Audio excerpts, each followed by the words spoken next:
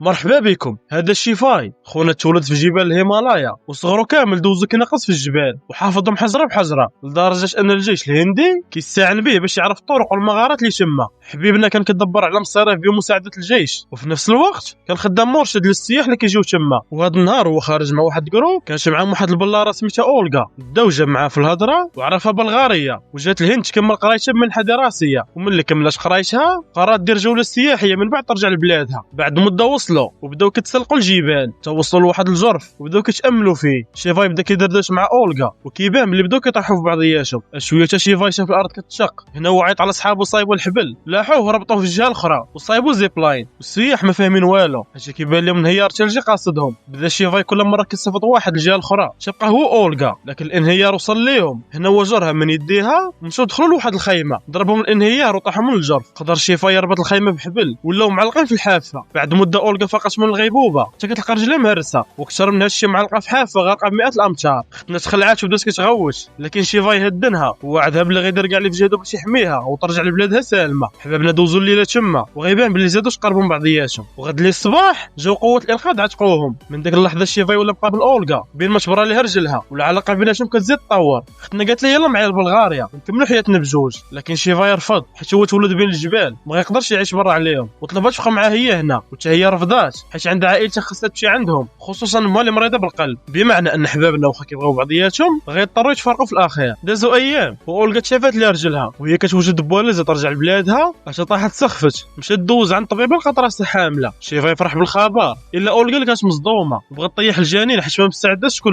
انا شيفاي طلبت تريح معها 9 شهور بما تولد ولا بغات ديك الساعه تمشي وتخلي ليه الولد لكن ختنا رفضات حيت هي ما متقبلاش فكره انها تكون في هذا الوقت. بقى شيفاي كطلب فيها وقال لها بلي كاع حياته كان واحد تتلاقاها وهي دابا باغا تمشي فعلى الاقل ما تحرموش من ولده وتخليه يبقى مونسه. وبعد تفكير عميق ختنا وافقت تبقى تتولد. دازت 9 شهور ولقى ولدات بنت لكن ما بغاش تشوفها خوفا من انها تتعلق بها. خلات رساله لشيفاي وطلبات يقول بنتهم بلي هي ماتت وعمرهم ما يجيو يقلبوا عليها ورجعت بحالها لبلغاريا. شيفاي سمى بنته غورا ولات هي ضو عينيه مع بدات كتمشى على ما تسلق الجبال ونهار على نهار ختنا بدات كتحترف وكتوصل نيفو ديال بواها وغيبان بلي عندها الشكل ديال امها لكن العقليه ديال بواها. غورا ما كانت كتهضر وكتواصل مع بواها بالاشاره وكانت كابر على اساس ان امها ماتت ملي كانت كتولدها. حتى لواحد النهار كانت كتقلب في الماريو وهي تلقى صناديقه فيها تصور امها ومع رساله اللي خلات وعرفات بلي امها باقا حيه. ختنا بدات كتبكي وتغوش على بواها حيت خبى عليها ان امها باقا حيه. قال لها راه هي اللي تخلات علينا مشات لبلغاريا تعيش حياتها. غورا بقات كتطلب في يديها لبلغاريا تشوف امها غير مره وتسول علاش تخلات عليها لكن شيفاي رفض. هنا غورا انعزلات ما بقاش كتهضر مع حتى واحد وقطعت حتى الماكله. شيفاي خاف على بنته مشى قطع تيكل بلغاريا. ختنا فرحات بزاف حيت اخيرا غتشوف امها. بعد مده وصلوا لبلغاريا مشاو لواحد الاوطيل هما في الطريق الغرفه ديالهم ضرب شيفاي على جوج رجال غادي الدري صغير اللي كيبان مخلوع. داو لواحد الغرفه مولاها عطاهم الفلوس وهما خلاو ليه الدري ومشاو. هنا شيفاي عرف القضيه ما حماناش مشى دخل بنته الغرفه ديالهم سد عليها ورجع دق على داك خونا حل عليه لقى واحد الشيباني كلم لي الدري الصغير اش من دري شكون انت بعدا انا هو بوغطاش ضربو غيبو دخل لقى الدري مكمش خايف وكيبكي. هنا هو عيط على البوليس اللي جاو شدوا خونا وعتقوا الدري وشيفاي لاحظ بلي الدري عنده حرقه في يديه وعقلو مزيان على هاد الدري حيت غنرجعوا ليه من بعد. شكروا البوليس على التعاون ديالو ودازت الليله على خير. قد لي الصباح مشاو وبنته العلوان ديال اولغا لكن لقاوها حاولت منه شحال هادي. هنا هو قصد السفاره الهنديه باش يعاونوه يلقاها. السفير ما تاكد بلي غورا فعلا بنته قدمهم لواحد الموظفه سميتها انوشكا وامرها تساعدهم يلقاو اولغا. ملي خرجوا من السفاره غيبان بلي شي حد مراقبهم. مشاو حبابنا لواحد القهوه غورا شدا الطابله وشيفاي مشى كوموندي حتى وقفات واحد الفورغو كحله ونزلوا منها شي مقنعين وخطفوا غورا. شيفاي يجي يشوف بنته لقاهم هربوا ليه بها وتباع معلم هما هاربين هو تابعهم قرب يوصل لهم وما يهربوا ليه. هنا هو دبر في واحد الطاكسي وتباع دور من هنا سير من لهي تقرب لهم ويطلع تعلق فيهم حل الباب وجر عنده واحد لاحو برا ودخل لهم ويلا بغى يشد بنته عنقوا واحد وتلاحوا ويا برا. هنا حبيبنا حكموا بكلاك هرس لي الماسك على وجهه خونا بغى يهرب ليه ويدخل في كاميو صفاها ليه. شيفاي دار لقى الفورغو دات من تحت القنطره اللي هو فيها. خونا ما فكر جوج مرات بغى يتلاح عليها صدق طايح على طوموبيل ديال البوليس. خونا بدا كيغوت يقول لها معشقوا بنتي لكن حتى حد مدها فيه عطاو الصرخه وداو الكوميساريه وحتى حد ما شيخ انها بنته او كيفاش زرق بحالك غير ولد بالله بحال هذيك وثمن الباسبورات ديالهم بقاو عند بنته واتهموه بلي هو اللي كان خاطف غورا ودوك الناس هما عائلته الحقيقيه. حبيبنا سخط قلع الطبله من بلاصتها وبدا يخلط فيهم من الطرف وبدا قدروا يسيطروا عليه وهدنوه. في ديك اللحظه غورا غتكون مع زعيم العصابه اللي خطفاتها ويلي بياسه صيدتو اليوم هذه بلا شك غتجيب لنا الثمن. خدا لها الباسبور ديالها يوفاها ولاحو في العافيه حرقوا. غورا قالت لي ديال الاخر ليك، لكن شيباني بقى كيضحك وما داش فيها. نرجعوا عند شيفاي اللي بعد الروينه اللي دار، البوليس عمروا ليه محضر فيه الاتجار بالبشر، تخرب الممتلكات، قتلوا الاعتداء على الشرطه، واي مصيبه كاينه لبقوها ليه. وهما في طريقهم للمحكمه شيفاي بدا كيتخيل البوليس من المقنع اللي خطفوا ليه بنته، خونا جعر ونض يخلط فيهم، اللي حكموا كيلوحوا برا. شيفور بانت القضيه حامده اتصل بالدعم، لكن سرعان ما وصل ليه حبيبنا وبقاو طايفين تلاحوا برا. انا صطافت فقدت السيطره وتم طايحه من فوق السد، قدر حبيبنا يخرج منه في اخر لحظه، صطافت تفرقعت وطاحت في الماء، والبوليس قالوا صافي خونا غيكون مات، لكن حبيبنا كان معلق ومخبي تحت منه. ومع خوات الدنيا طلع بحاله من تم، مشى اتصل بانوشكا وتلاقى معاه وطلب باش يعاونو. اختنا قالت لي خاصك تسلم راسك تتبان براءتك، ديك الساعه قلبوا على بنتك من نيتك. بنتي راه خاطفه ما فيه التجار بالبشر، مما كيعني ان عندها على الاقل 72 ساعه باش نلقاه، ولا عمرني باغي نحلم نشوفها. اختنا راسها قاصح، قالت لي خاصك تسلم راسك وتبان براءتك ولا غتسبب في مشكله دبلوماسيه بين الهند وبلغاريا. شويه دوروا من البوليس وغتكون انوشكا اللي عيطات ليهم. هنا شيفاي شنق عليها وخدها كرهينه ومع خرج لها حاليهم وهرب من تم. من بعد قصد حي جهنم كاع الموبقات لقاهم فيه، بقى كيدور تما توقفت عليه واحد البنت اللي كتشبه باقا صغيره وبدات كتشطر معاه، لكن خونا صمك عليه ومشى. وهذاك الهندي وغتعالى كلشي ديالك ودواش معاه بالهنديه. هنا هو رجع لعندها وراها تصورت بنته وسولها واش شافتها حيت خطفت ليه. هنا هي جبدت ليه التصويره ديال بواها وطلبات يقلب عليه ويقول لها راه بنتك باقا كتسناك باش تجي تحتقها، وبدات كتبكي. لكن شويه تجاوزوا الشرع الحاكم ديك الكروه. هنا هي بدات كتضحك ودير راسها كتوامع على الثمن، لكن هما شدوها بداو يضربوها ويعايروا فيها. خونا شاف داك المنظر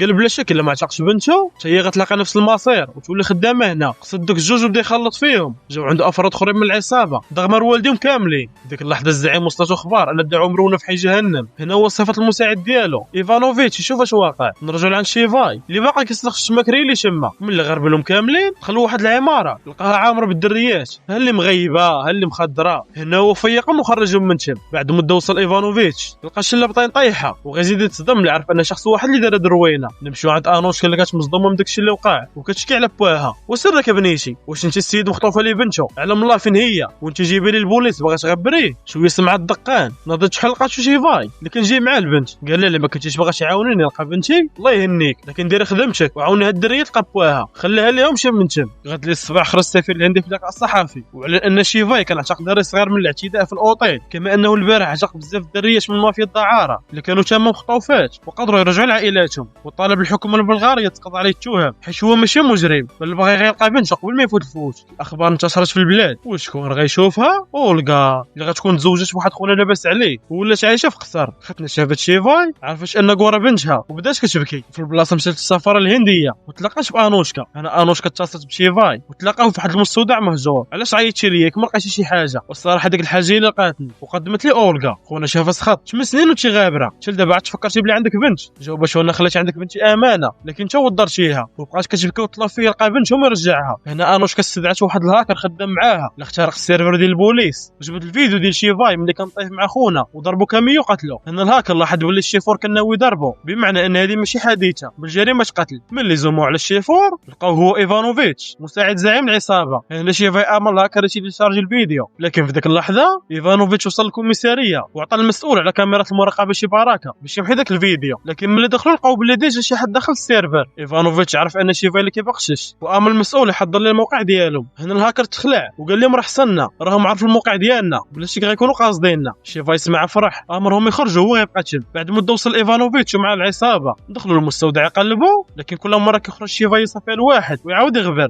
كيغربل فيهم. تقابل مع ايفانوفيتش وبداو يتشاموا الكراسن. هذه تنفع هذه الدور واللي ما قتلت تسمن، لكن في الاخير خرج ليه حبيبنا كروه في وجهه وعلقوا وبدا يسولوا على بنته فين هي. خونا ما قدرش على ذاك الاعلان وعطى العنوان اللي مخبينا فيه. من بعد داو لاحو قدام الكوميساريه تلقاو البوليس شدوه. اما شيفاي وانوشكا مشوا العنوان اللي عطاهم خونا. في ديك اللحظه زعيم العصابه كان مريح تدخلوا عليه شي وحدين. هنا هو بدا يضحك لكن زربوا عليه خرجوه بالقرطاس. شيفاي وانوشكا وصلوا للعنوان لكن لقاو الزعيم غارق في دمه. داروا قلبوا الدار لقاوها كتصفر. شويه لقاو باب سري دخلوا ليه وهبطوا لقاوه تحت الارض. قلبوه لقاو خاوي ولقى شيفاي جاكطات بنته وعرفها كانت هنا. اوكي قلبوا توصل واحد البرتوش في جوج الدراري صغار وسط الاكياس ولقى مونيكا بنته تما. هنا هو طاح في النص وبدا كيدور يقلب وهو خايف يلقاها تما لكن ما لقاهاش. وتفاجأ بجوج الدراري الصغير اللي عتق في الاوتيل كاينه تما. هما خارجين لقى الزعيم باقي حي. هنا شيفاي شنق عليه وسولو فين هي بنته. ما لحق فين يقول ليه راجل كيس اللي خداها وهو يموت. في ديك اللحظه شي واحد دخل على ايفانوفيتش للسيلون عطاه يتكيف. شويه خونا خرج وايفانوفيتش لحق على الزعيم ديالو. شيفاي وصل عند الهاكر اللي علمو بلي ايفانوفيتش مات. هنا هو سخط ملي ضوى الاحداث في راسو كيفاش ان الدراري اللي اعتق رجع لعند العصابه رغم انه كان عند البوليس، وايفانوفيتش اللي تقتل وسط الكوميساريه واستنتج ان جينكيز بوليسي. مشى دخل عليهم الكوميساريه، قال البوليس مجموعين كيحققوا في مقتل ايفانوفيتش، وهو عيط على جينكيز. كلشي دار عنده الا واحد، انا شيفا يعرف هو جينكيز، قرا ليه سميتو وعلم الهاكر بلي خونا سميتو نيكولاي. هنا الهاكر دغيا قلب عليه اخترق ليه تليفونه. جينكيز بغى يهرب هو يشبعو شيفاي. جينكيز بات القضيه حامضه واتصل برجالو اللي علموا بلي راه هز البنات الصغار وغاديين بهم من رومانيا. هنا الهاكر لقى الموقع سطافيت اللي هز الدراري وقال شيفاي ينسى جينكيز ويتبع سطافيت، حيت الا خرجت من الحدود غينسى بنتو. قال هكا كان عاد ليه الطريق وحبيبنا شابعهم، لكن للاسف سطافيت خرجت من الحدود ودخلت رومانيا. انوشكا فقدت الامل، لكن مع منتي حبيبنا ربط حبل في طوموبيلتو، نقز من فوق الجبل وطاح على سطافيت. جر شي فرصه فيها ليه، من بعد جر صاحبو لحقوا عليه، مشى حل باب الكوفر وما يبداو يخرجوا بنات صغار. حبيبنا شد في وحده فيهم اللي غطلع بنتو وتصدم ملي شاف الحاله اللي ولات فيها، وراه مع شده بدات كتغوت وتضرب فيه. هنا هو بدا كيغني ليها حتى هدنها وعطاها المونيكا ديالها. وراه ملي عرفت ان بوها جاي يعتقها فرحت، وهي معنقاه عطات كلمه لحبيبنا قرطاسه في جنبه، وغيكون جينكيز اللي لحق عليهم بهليكوبتر. بقاو كيرشوا فيهم، شيفاي جار بنتو هارب وبقدرش قادرش قرطاسه ما جاتش فيهم. بقاو هاربين توصلوا لواحد النفق، بغاو يخرجوا لقاو واحد الربعه قاطن عليهم الطريق، بغاو يهربوا من الجهه الاخرى لقاو هليكوبتر حابس الطريق. هنا هو رجع لدوك الربعه هما كيرشوا فيه وقاصدهم، حتى قرطاسه ما جاتش فيه. كي داروا لا الله اعلم، هادو الهنود ولا مش حكروا مع الحق اليوم دي شلخ فيهم تصفى عليهم كاملين. شويه تخرج لي جينكيز وبدا يضرب فيه، وكورا غا واقفه مصدومه كتشوف واه كياكل العصا. بدا جينكيز كيحفط عليه هو المساعد ديالو. هنا شيفا بدا كيغوش على بنته باش تهرب وهي هاربه، بغى يتبع مساعد جينكيز. هنا حبيبنا شدو شي يربي الحافه وناض جينكيز عنقوت لحويه من الحافه، بقاو كيشكركبوا توصلوا لواحد الصخره وقفوا فوقها وبداو يدخلوا لبعضياتهم. هاك زيد كاذي احبس نوبشي دابا الرق زداف. شدو شيفا يصرخوا مزيان، من بعد دبر في واحد الطرف من الجليد وغرسوا ليه في صدره وصيفطو يتحاسب. من بعد طلع ديك الحافه مشى يقلب على بنته، لكن لقى غير المونيكا ديالها. بسبب الاصابات اللي عنده طاح سخف. بعد مده غنشوفوه في السبيطار كيديروا له الاطباء عمليه وكيحاولوا يعتقوه. بعد ايام حبيبنا فاق، اول حاجه سول عليها هي بنته. هنا انوف كداتو القصر ديال اولغا وتم تلاقى ببنته اللي فرحاش بزاف من شافته بخير، وداتو ورا شوبيشه اللي كان كبير يجري فيه الخيل وكان عامر بالالعاب، وغتبان فرحانه وعاجب الحال. شويه عيط لها راجل امها اللي كيجيب لها كانش كادو. شيفا ما عيط ليها لكن والو ختنا ملاهيه مع الكل. هنا اولغا بدات كطلب فيه خلي كورا تعيش معاها. شيفا ما بغاش، لكن ملي شاف بنته فرحانه وانها غتعيش حياه زوينه هنا وتوفر لها كل شيء قرر يخليها، وقصد المطار يرجع بحالو لهين. هو كيتسنى الطياره